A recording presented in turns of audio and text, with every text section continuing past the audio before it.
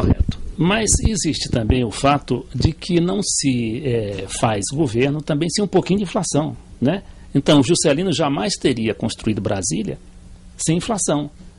E aí você diz, o Juscelino teve o quê? Uns 30% de inflação. E nem por isso o governo dele se desestabilizou, né? Bom, mas a minha indagação é exatamente o que se deveria fazer em relação ao Banco Central. Ele deveria ficar ou retornar à sua situação anterior, né, que era dependente de nomeação do presidente da República, claro, com aval do Senado Federal, mas com as rédeas, né, na mão já não digo do presidente, mas pelo menos dos poderes institucionais, que são o Executivo, o Judiciário e o Congresso. Com certeza. A ideia de que... veja só, eu vou usar o caso argentino para dar como exemplo. Então, veja só. Nesse caso argentino, se alega 3 coisas para dizer que a presidente não devia ter feito o que fez. Ou seja, não devia ter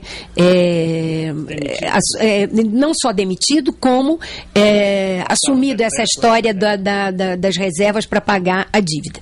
A primeira é que essa dívida teria um contingente, uma percepção ilegal, parcial, e isso não teria sido definido ainda pela Justiça. A segunda é que ela teria que passar pelo Congresso, e a terceira é que se temia o embargo. Todas essas coisas, elas teriam que ter sido definidas antes, no gabinete, pelo presidente do Banco Central, com a presidente, com os ministros do governo, pelo governo, por assim dizer, e a definição que fosse melhor para a Argentina ter sido tomada. Então, da forma como foi, com essa independência do Banco Central, houve milhões de problemas concretos. Primeiro, o próprio embargo pode ter sido sugerido pelas coisas que foram ditas no jornal com antecedência. O embargo, a senhora se refere ao embargo lá que houve depois, né, dos Estados Unidos. Os chamados fundos abusos. Isso, exatamente. Isso pode ter sido sugerido pelo próprio argumento do presidente do Banco Central. Mas o que importa é que, por que isso teria que ter sido feito de forma coordenada? Porque as políticas, elas precisam ser feitas de forma coordenada, e moeda e crédito perpassa toda a economia.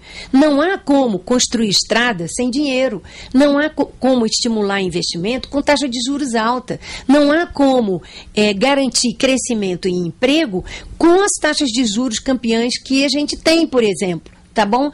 E se isso está na mão do Banco Central e o objetivo do governo é outro, necessariamente essas coisas não vão funcionar. Então, seja para potencializar os efeitos dentro do país de uma política econômica, é preciso que haja coordenação e não independência de políticas, e para potencializar a força do país diante do mundo, também é necessário isso. Então, seja do ponto de vista econômico, seja do ponto de vista político, não faz sentido a independência do Banco Central. É por isso que eu digo que ela está calçada em argumentos e supostos com os quais eu discordo.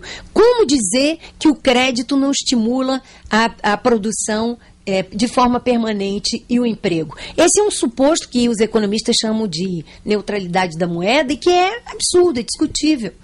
Pois é. E também atraso, né, nas obras. O próprio presidente Lula disse que quase não consegue governar justamente por causa desses entraves. E os entraves não só do Banco Central, porque aí entra também a Justiça, entra o Tribunal de Contas, entra o IBAMA, né, com a questão ambiental, e você fica travado, literalmente travado. Você quer fazer uma obra, por exemplo, né, uma usina, aquela usina lá de Rondônia, como está até hoje, não saiu do lugar, né? Aquela usina, lá de Pernambuco também, que será feita com a Venezuela, também não sai do lugar por causa desses entraves. E justamente a senhora falou todo esse mecanismo internacional que impede, né, que o interesse nacional prevaleça, e só prevaleça os interesses do mercado, que não tem muito a ver com a nossa realidade, não é mesmo? Exatamente. Quer dizer, eu acho que você pegou no ponto. Todos esses mecanismos do neoliberalismo são mecanismos que, o termo é deles, tenta disciplinar o governo. Então, se antigamente a gente tinha um governo que disciplinava o mercado, agora a gente tem um mercado que disciplina o governo. Só que mercado é para poucos.